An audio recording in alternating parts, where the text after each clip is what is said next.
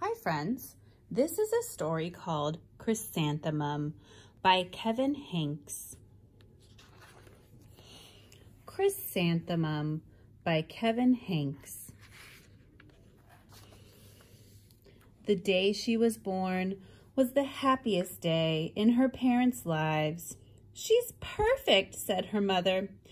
"Absolutely," said her father. And she was absolutely perfect. "Her name must be everything she is," said her mother. "Her name must be absolutely perfect," said her father. And it was. Chrysanthemum. Her parents named her Chrysanthemum. Chrysanthemum grew and grew and grew. And when she was old enough to appreciate it, Chrysanthemum loved her name. She loved the way it sounded when her mother woke her up. She loved the way it sounded when her father called her for dinner. And she loved the way it sounded when she whispered it to herself in the bathroom mirror. Chrysanthemum, chrysanthemum, chrysanthemum. Chrysanthemum loved the way her name looked when it was written with ink on an envelope. Chrysanthemum. She loved the way it looked when it was written with icing on her birthday cake. Chrysanthemum. And she loved the way it looked when she wrote it herself with her fat orange crayon. Chrysanthemum. Chrysanthemum, chrysanthemum, chrysanthemum. Ooh, that's a fun name. Can you say chrysanthemum? Chrysanthemum thought her name was absolutely perfect. And then she started school. On the first day, Chrysanthemum wore her sunniest dress and her brightest smile. She ran all the way. "Hooray!" said Chrysanthemum. "School!" But when Mrs. Chudd took roll call, everyone giggled upon hearing Chrysanthemum's name. Hee! Ha! Ha! "It's so long," said Joe. "It scarcely fits your name tag," said Rita, pointing. "I'm named after my grandmother," said Victoria. "You're named after a flower." Chrysanthemum wilted. She did not think her name was absolutely perfect. She thought it was absolutely dreadful. The rest of the day was not much better. During nap time, Victoria raised her hand and informed Mrs. Chudd that Chrysanthemum's name was spelled with 13 letters. "That's exactly half as many letters as there are in the entire alphabet," Victoria explained. "Thank you for sharing that with us, Victoria," said Mrs. Chudd. "Now put your head down." "If I had a name like yours, I'd change it," Victoria said, as the students lined up to go home. "I wish I could," thought Chrysanthemum miserably. "Welcome home," said her mother. "Welcome home," said her father. "School is no place for me," said Chrysanthemum. "My name is too long. It scarcely fits on my name tag. Oh, and I'm named after a flower." "Oh, pish," said her mother. "Your name is beautiful and precious and priceless and fascinating and winsome," said her father. "It's everything you are," said her mother. "Absolutely perfect," said her father. Chrysanthemum felt much better after her favorite dinner, macaroni and cheese with ketchup, and an evening filled with hugs and kisses and parcheesi. Oh, parcheesi is a game. That night, Chrysanthemum dreamed that her name was Jane. It was an extremely pleasant dream. The next morning, Chrysanthemum wore her most comfortable jumper. She walked to school as slowly as she could. She dragged her feet in the dirt.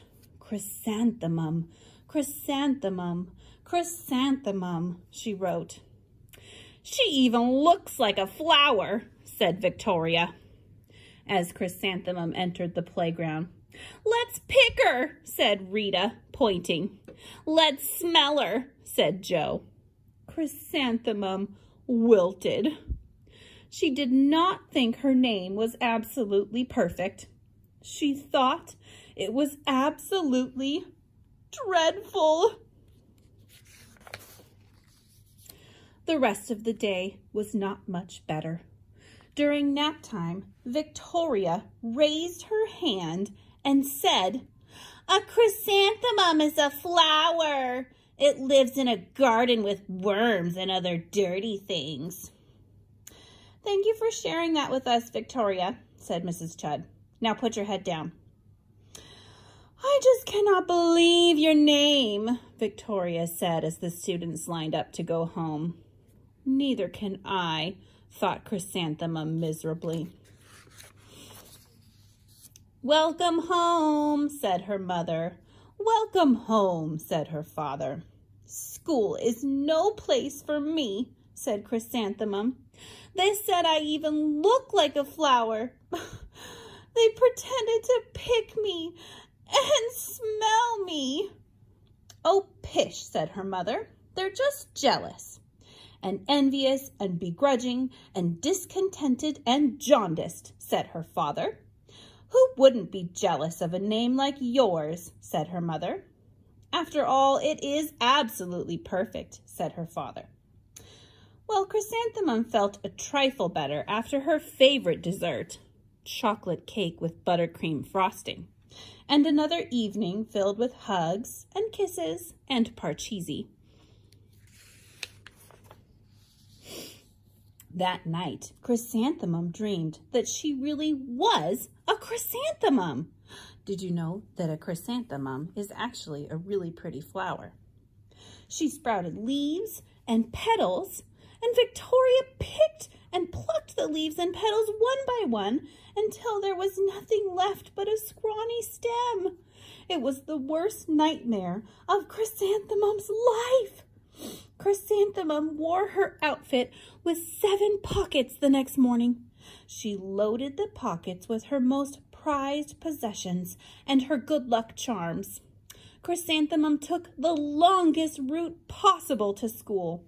She stopped and stared at every flower. "Chrysanthemum, chrysanthemum, chrysanthemum," the flowers seemed to say. That morning, the students were introduced to Mrs. Twinkle, the music teacher. Her voice was like something out of a dream, and as was everything else about her. The students were speechless. They thought Mrs. Twinkle was an indescribable wonder. They went out of their way to make a nice impression. Mrs. Twinkle led the students in scales. Then she assigned roles for the class musicale. Victoria was chosen as the dainty fairy queen. Rita was chosen as the spiffy butterfly princess. Joe was chosen as the all-important pixie messenger. And Chrysanthemum was chosen as a daisy. "Chrysanthemum's a daisy! Chrysanthemum's a daisy!" Joe, Rita, and Victoria chanted, thinking it was wildly funny. Chrysanthemum wilted. She did not think her name was absolutely perfect. She thought it was absolutely dreadful.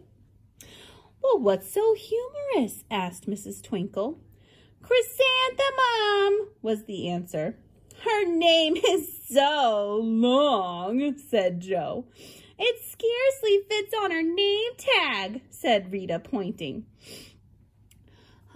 "I'm named after my grandmother," said Victoria. "She's named after a flower." "My name is long," said Mrs. Twinkle. "It is?" said Joe. "Well, my name would scarcely skid on a name tag," said Mrs. Twinkle. "It would," said Rita, pointing. "And," said Mrs. Twinkle, "well, I'm named after a flower, too." You are? Said Victoria. Yes, said Mrs. Twinkle. My name is Delphinium. Delphinium Twinkle. And if my baby is a girl, I'm considering naming it Chrysanthemum. I think it's absolutely perfect. Chrysanthemum could scarcely believe her ears. She blushed. She beamed. She bloomed. Chrysanthemum, chrysanthemum, chrysanthemum.